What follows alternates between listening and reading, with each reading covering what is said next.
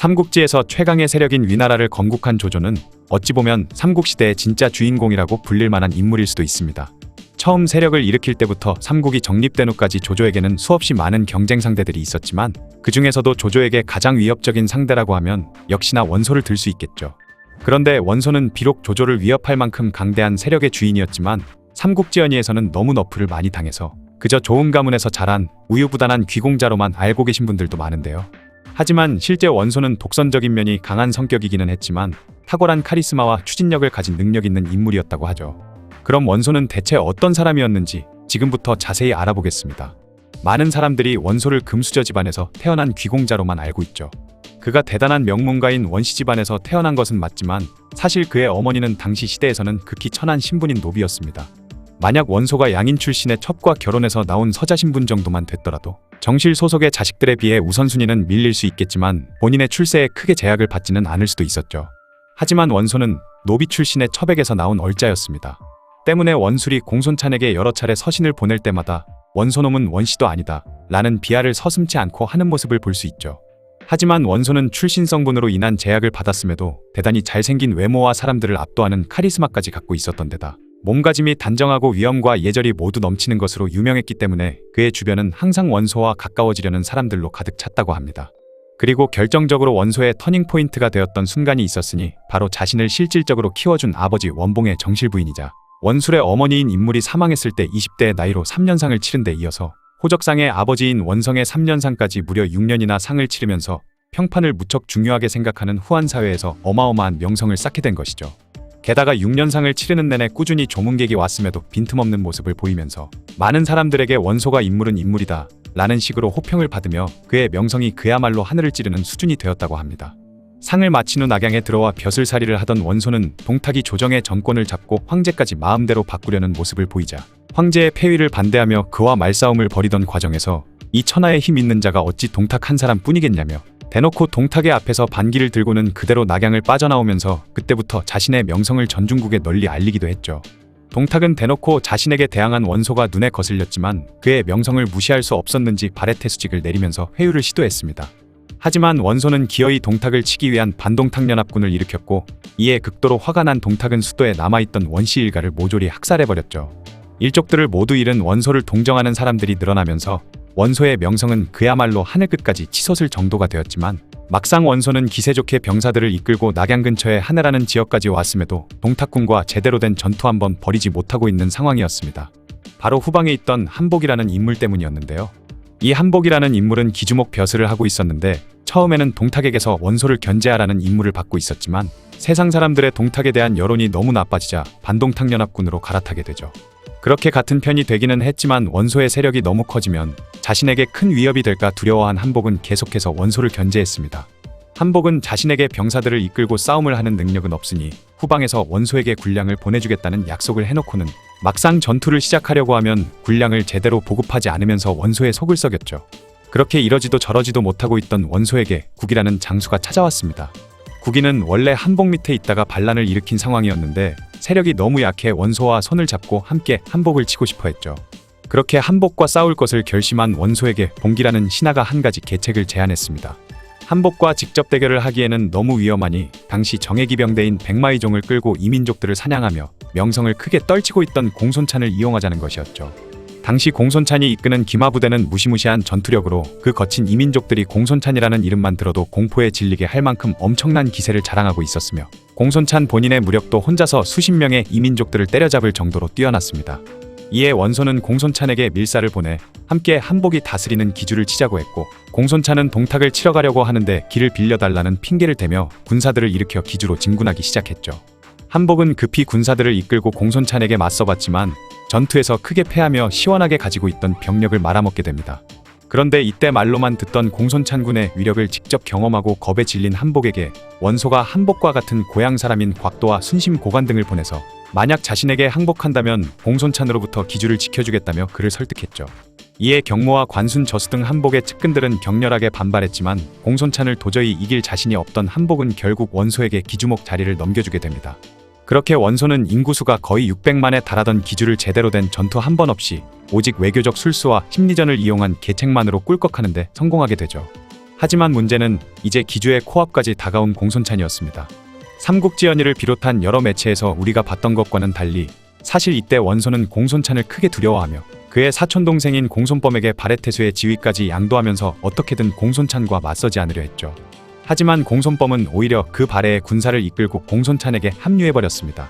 게다가 191년 11월 청주의 황건적 30만 명이 하북의 발해를 침공하자 공손찬은 2만 명의 병사만을 이끌고 나가서 이들을 거의 몰살시켜버리면서 자신의 명성을 중국 전역에 크게 떨치는 동시에 세력을 더욱 키우게 되었죠. 그렇게 기세가 오른 공손찬군은 원소군을 무찌르며 개교로 병사들을 진군시키면서 부하인 엄강과 전의 추단을 각각 기주와 청주 병주의 자사로 파견해 자신이 그 지역을 다스리겠다는 선전포고까지 해버렸습니다. 그렇게 양군은 개교에서 만나게 되었는데 공손찬이 이끄는 3만의 보병과 1만의 기병은 북방에서 이민족들을 상대로 많은 승리를 거둔 정예군이었지만 원소의 병사들은 급하게 긁어 모은 탓에 훈련도 제대로 되지 않은 보병 집단으로 머릿수는 비슷했지만 병사들의 전투력 수준에서는 비교가 되지 않는 상대였죠.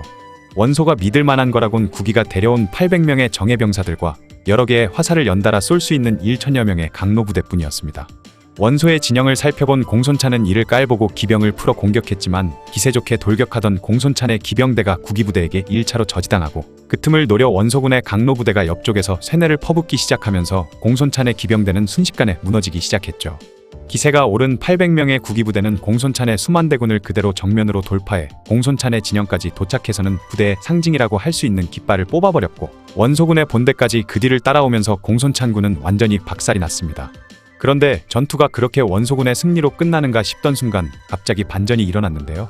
원소군의 본대가 전부 앞쪽으로 집중돼 공손찬군을 상대하고 있었기 때문에 후방에 있던 원소의 주변에는 불과 수십 명의 병사들밖에 남지 않은 상황이었는데 초반 전투에서 패배에 흩어졌던 공손찬의 기병대 2,000명이 뒤늦게 다시 모여서는 후방에 있던 원소를 찾아내 그를 포위하기 시작한 것이죠. 2,000명의 기병대가 화살을 비오듯이 쏘며 압박해 들어오자 원소의 신하인 전풍은 원소를 근처에 있는 담장 틈에 숨겨서 그의 목숨을 살리려고 했습니다. 하지만 원소는 머리에 쓰고 있던 관을 벗어 땅에 내던지면서 사내대장부라면 마땅히 앞에서 싸우다 죽으면 그만이지 어찌 구차하게 담장 사이로 숨어서 목숨을 구걸하겠느냐라고 소리치고는 주변에 있던 병사들을 격려하며 공손찬의 기병대와 맞선 끝에 결국 승리를 거두게 되죠. 이후 기주와 연주 일대에서 공손찬군과 원소군 사이의 전투가 계속되다가 192년 12월 원소가 용주라는 지역에서 공손찬을 상대로 큰 승리를 거두면서 마침내 공손찬의 세력을 기주에서 완전히 쫓아내는 데 성공하게 됩니다. 다음해 1월 조정의 중재를 받아들여 원소와 공손찬은 휴전 상태에 들어가지만 그해 3월 원소가 잠시 자리를 비운 틈을 타서 원소에게 불만을 가진 세력들이 흑산적의 우두머리인 장현과 손을 잡고 업성을 기습해 점령하고 원소의 일가족을 모두 포로로 잡는 사건이 일어났죠. 그러자 공손찬도 휴전 약속을 깨고 다시 침공을 해왔으며 원술 또한 흑산적과 손잡고 원소를 치기 위해 북쪽으로 올라오기 시작했습니다. 이에 조조와 손잡고 원술의 진격을 저지한 원소는 이각과 곽사의 패에 자신에게 의지하러 온 여포를 객장으로 삼아 흑산적의 두목인 장현이 이끄는 본대와의 전투에서 승리하게 되죠. 한편 공손찬은 원소와 장현이 싸우는 동안 자신이 원소를 치는 것을 계속 반대하던 유주목 유우를 쳐서 승리한 후 유우를 비롯한 유주의 관리들을 모두 처형했는데요. 하지만 유우는 황실의 종친인데다 평소 주변 백성들은 물론 이민족들에게까지 덕을 베풀면서 그 일대의 사람들 모두에게 칭송을 받고 있었는데 그런 인물을 처형해버리면서 공손찬은 급격히 민심을 잃게 됩니다.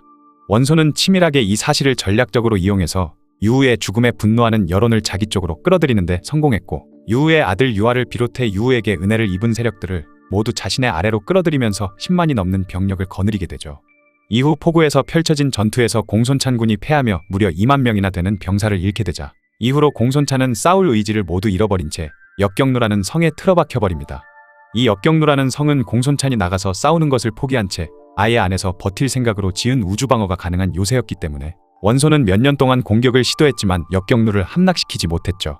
하지만 공손찬은 역경루에 있는 시간이 길어지자 갈수록 부하들을 믿지 못하고 나중에는 아예 싸움을 포기한 듯 은둔형 히키코모리 같은 태도를 보였기 때문에 그때까지 공손찬을 믿고 따르던 부하들마저 그를 버리고 원소에게 항복을 하게 됩니다. 결국 199년 3월 역경루가 함락되면서 공손찬은 스스로 목숨을 끊게 되죠. 그렇게 하북사주를 평정한 원소는 이제 조조를 토벌할 마음을 먹게 됩니다. 전풍과 저수 등의 신하들이 반대했지만 원소는 오히려 그들을 감옥에 가둬버리고 조조를 토벌하기 위해 군사를 일으키면서 마침내 전투가 시작됐죠.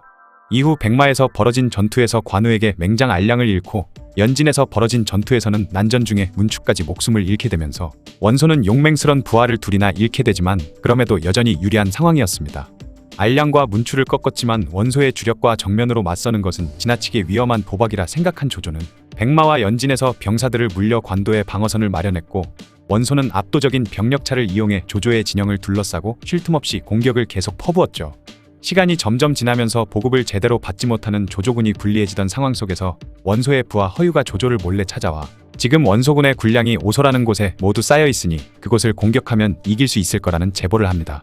궁지에 몰려있던 조조는 망설임 없이 오소를 공격했고 오소를 지키던 순우경과 뒤이어 도착한 원소의 지원군까지 모두 격파해버리면서 결국 관도대전의 결과는 조조군의 대승으로 끝나며 원소는 간신히 목숨만 건져 탈출하게 되죠.